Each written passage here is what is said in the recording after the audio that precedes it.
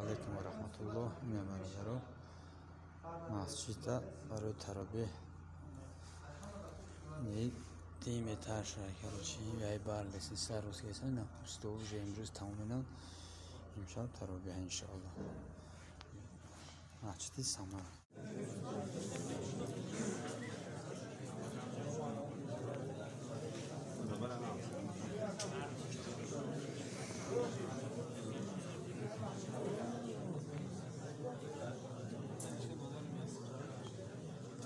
ذات پاک را عبادت بکنید، حضرتی و پدر و مادر را احسان بکنید.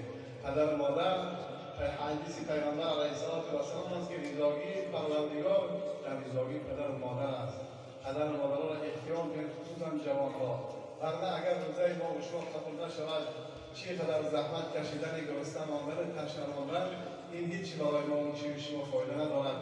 سوم نفری که گفتند اشهد ان لا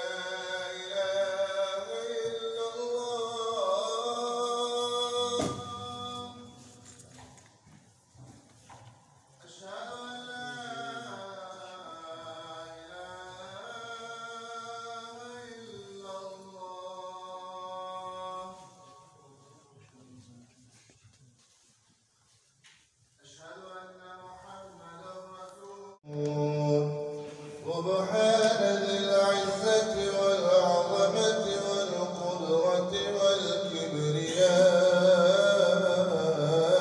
والجبروت. سبحان الملك الحي الذي لا ينام ولا يموت. سبح قدوس ربنا والجبروت. سبحان